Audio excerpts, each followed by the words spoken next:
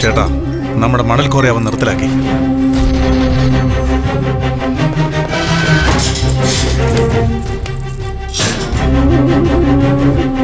കൽക്കോറി പൂട്ടി സീൽ വെച്ചു.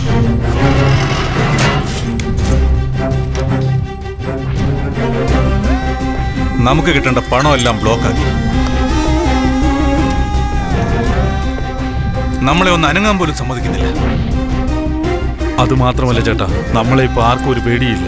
ചേട്ടൻ ഇങ്ങനെ മൗനമായിട്ട് ഇരിക്കുന്നത് കൊണ്ടാണ്.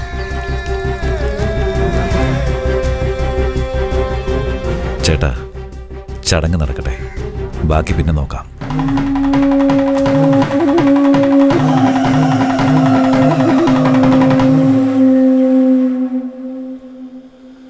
മോനെ ശക്തി, സുഖമാണോ?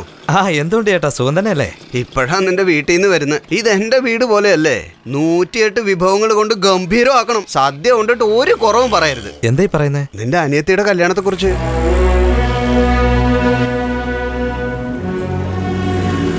അനിയത്തിയുടെ കല്യാണമാണെന്നോ?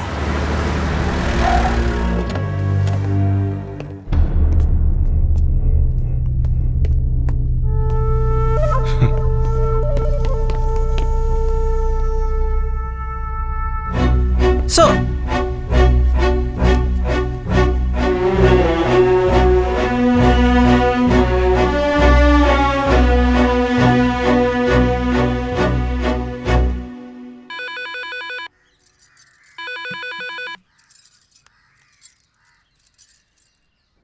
അമ്മേ.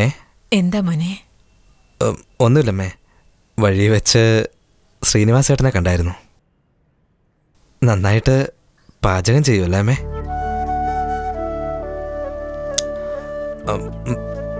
വേറെ എന്താ അമ്മേ വിശേഷം? സുഖം തന്നെയല്ലേ അമ്മേ? എന്നാ വെച്ചേക്കട്ടെ. വേറെ ഒന്നുമില്ലല്ലോ അല്ലേ?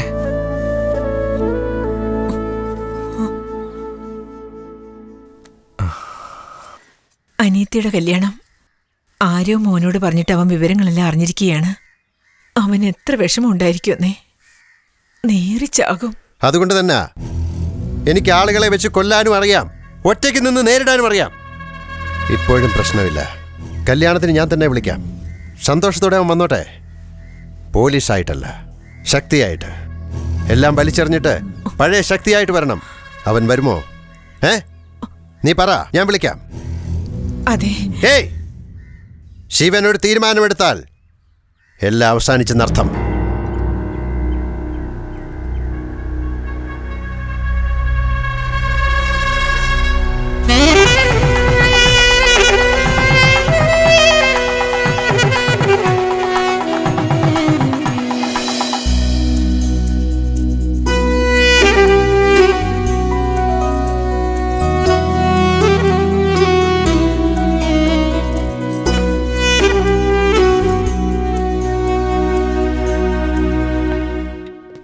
അനിയത്തിയുടെ കല്യാണം, നമുക്ക് പോവണ്ടേ?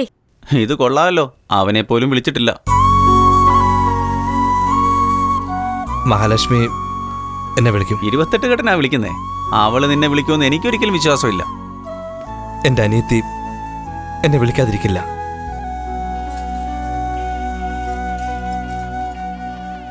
മോളെ, അമ്മേ, നിന്റെ അച്ഛനോട് പറഞ്ഞു മനസ്സിലാക്കാൻ കഴിയില്ല. ചേട്ടനില്ലാതെ എങ്ങനെ അടി? നീയെന്ന് വെച്ച അവന് ജീവനല്ലേ? നീയൊന്ന് വിളിച്ചാൽ അവൻ ഓടിയെത്തും. അമ്മേ, എനിക്ക് എന്റെ അച്ഛനാണ് പ്രധാനം. എന്റെ മകൾക്ക് ഞാൻ തന്നെ മതി. നിനക്ക് വലുതാരാന്ന് വെച്ചാൽ നീ തീരുമാനിക്കേ.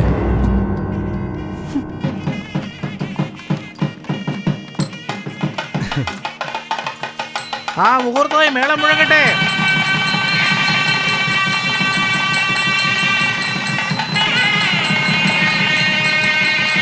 നമസ്കാരം. സുഖമല്ലേ? നിങ്ങൾ എന്നടേ കാണിക്കണം. അങ്ങോട്ട് ചെന്നെ. വിശിഷ്ട അതിഥികൾ ഇരിക്കുന്നിടത്ത് സാധാരണക്കാരെ വിടരുതെന്ന് ഞാൻ പറഞ്ഞു. അങ്ങോട്ട് പോയിരിക്കും. അവിടെ എഴുതി വെച്ചിരിക്കുന്ന വായിച്ചില്ലായിരുന്നു. ഏസിക്കാത്തിരുന്നാലേ എനിക്ക് ചോറിറങ്ങുള്ളില്ലേ? മര്യാദയ്ക്ക് അവിടെ പോയി ഇടാം. നമസ്കാരം.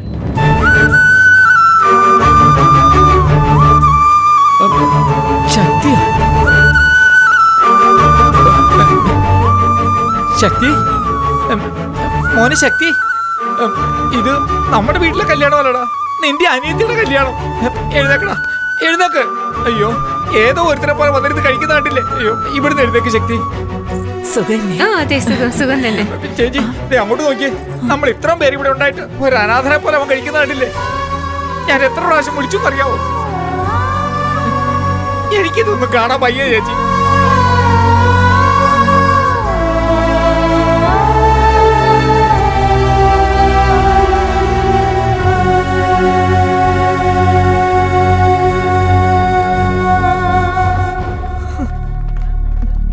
ബന്ധുമിത്രാദികളെ വേണം ചെന്ന് വിളിക്കുവാൻ. സ്വന്തം ചേട്ടനെ എന്തിനാ? എൻ്റെ അനിയത്തിയുടെ കല്യാണത്തിന് ഒരു പിടി ചോറുണ്ണാതെ ഞാൻ പോകുമേ.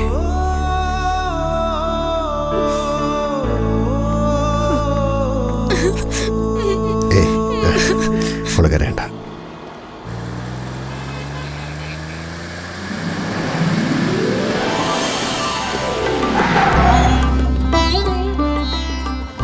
ചേട്ടനകത്തുണ്ട്. ആള് വലിയ സന്തോഷത്തില. കല്യാണത്തിന് വന്നില്ലെങ്കിലും നമ്മുടെ വീട്ടിൽ എന്ത് നടന്നാലും അവന്റെ നേതൃത്വത്തിലല്ലേ നടക്കുന്നത്. വേഗം വന്ന് അനുഗ്രഹം മേടിക്കേ. അതെ, ചെറുക്കനും പെണ്ണ് ഇതാ വന്നിരിക്കുന്നു. നിങ്ങൾ ആ കാലിലേക്ക് വീണ് വേഗം അനുഗ്രഹം വാങ്ങിക്കേ. എന്താ ഇത്? എന്തിനാ ചവിട്ടിയത്? ഞാൻ അനുവാദം വാങ്ങിച്ചിട്ടല്ലേ കല്യാണം കഴിച്ചേ. വേണ്ട. 10 വർഷം മുമ്പുള്ള പക എങ്ങനെ തീർക്കുമെന്ന് ആലോചിച്ചിരിക്കുകയായിരുന്നു. നീ അകത്ത് വെച്ചെന്താ പറഞ്ഞത്? കാല് പിടിക്കാനും ഞാൻ. എങ്കിലിപ്പ പിടിക്കേ.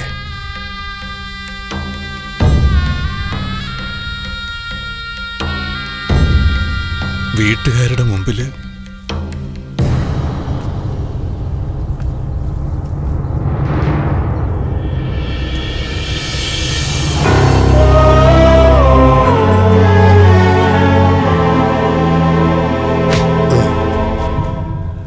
ശിവനെ അറിയില്ലെങ്കിൽ പോലും ഒരുത്തനും എതിർക്കരുത്. ഞാൻ ശിക്ഷിച്ചാൽ ജീവനുണ്ടാവില്ല, ക്ഷമിച്ചാൽ ശ്വാസമെങ്കിലും ബാക്കിയുണ്ടാവും.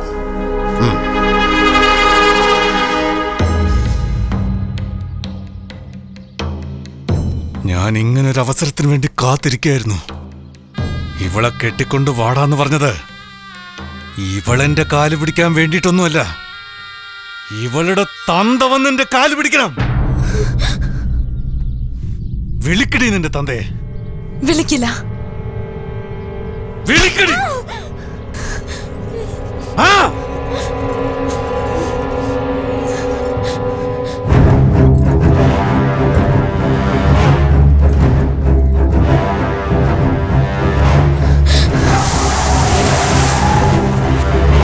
ചേട്ടാ വന്നു. വരാൻ പറയടാ കിളവനോട്. വന്ന ആളൊരു കിളവനല്ല ചേട്ടാ. ആർക്കാടി നീ ഫോൺ ചെയ്തത്? നിന്റെ തന്ത വന്നില്ലേടി? വന്നിരിക്കുന്നത് എന്റെ തന്തയല്ല, നിങ്ങളുടെ തന്തയാ. ആരാണെന്ന് നോക്കടാ.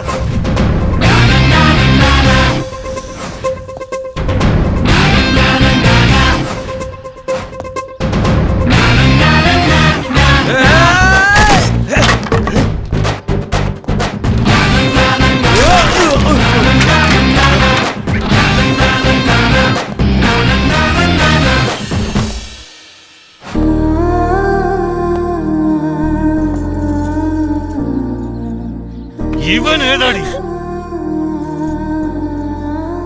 എന്റെ ചേട്ടൻ വിളിക്കാതെ എന്റെ കല്യാണത്തിന് വന്നവനാ. എന്റെ ഒരു പ്രശ്നത്തിന് വിളിച്ചാ എന്നോട് ക്ഷമിക്കണം ചേട്ടാ.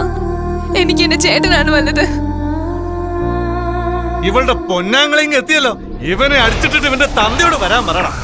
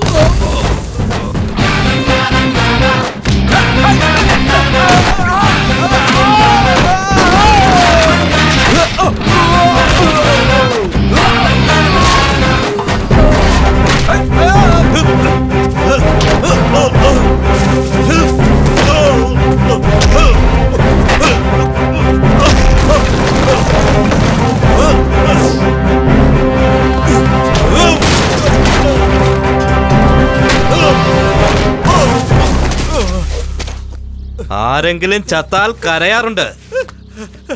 എന്റെ അനിയത്തി കരഞ്ഞ ചാകൂടാ.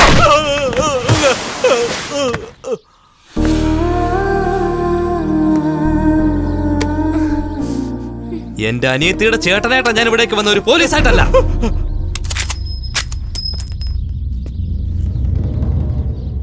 ഇനി എന്റെ അനിയത്തിയുടെ ദേഹത്ത് കൈവച്ചെന്ന് അറിഞ്ഞാലുണ്ടല്ലോ, ഒരു ബുള്ളറ്റ് പോലും ഞാൻ പാഴാക്കില്ല.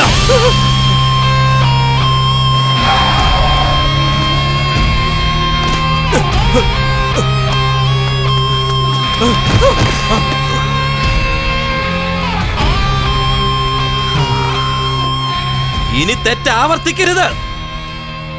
വേണ്ട വേണ്ടെന്ന് ഞാൻ പല പ്രാവശ്യം പറഞ്ഞല്ലേ, കണ്ടില്ലേ? ചെയ്ത തെറ്റിന്റെ ഫലം മകൾ അനുഭവിക്കുക, എന്റെ അനിയത്തി അനുഭവിക്കുന്നേ. അവൾ എന്റെ മോള്, ഞാൻ അവളുടെ അച്ഛൻ. ഇതെന്റെ കുടുംബ പ്രശ്നമാ. നീ ആര്? നീ ആരടാ? അച്ഛാ, അച്ഛാ, ചേട്ടൻ.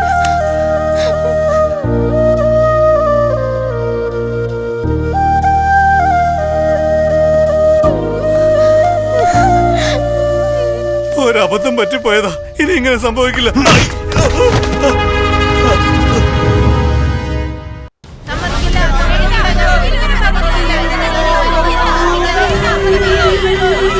പാവപ്പെട്ട ജനങ്ങളെല്ലാം ഇവിടുന്ന് നീക്കി ഒരു വലിയ മരുന്ന് കമ്പനി ഇവിടെ തുടങ്ങുന്നത് അവരോട് കാണിക്കുന്ന ക്രൂരതയല്ലേ? വേറെവിടെയും പെർമിഷൻ നൽകാതെ ഇവിടെ എന്തിനാണ് നൽകിയിരിക്കുന്നത്?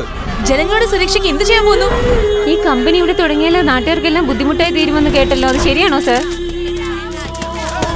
ഏതിലാണ് ബാധിക്കാത്തത്? ആണവ നിലയെ ആപത്താന്ന് പറഞ്ഞ് ഇരുട്ടിലിരിക്കാൻ പറ്റൂ. റേഡിയേഷൻ നമുക്ക് പ്രശ്നമാണ്. ഫോൺ നമുക്ക് യൂസ് ചെയ്യാൻ പറ്റൂ. ഗ്യാസ് അപകടം എന്ന് വെച്ച് പാചകം ചെയ്യണ്ടേ? 4000 പേർക്ക് ജോലിയും രോഗികൾക്കെല്ലാം മരുന്ന് ലഭിക്കുമ്പോൾ എന്തുകൊണ്ട് ഇത് ആരംഭിച്ചുകൂടാ? അത് പറ. നിയമപ്രകാരമുള്ള സർക്കാർ ഉത്തരവെല്ലാം വാങ്ങി ഇതിൽ നിന്നും ആളുകൾക്ക് യാതൊരു ആപത്തും ഉണ്ടാകില്ലെന്ന ഉറപ്പിന്റെ അടിസ്ഥാനത്തിൽ മാത്രമേ ഈ കമ്പനി ആരംഭിക്കുകയുള്ളൂ. ഇതെന്റെ ഉറപ്പാ. എന്താ അതുപോലെ?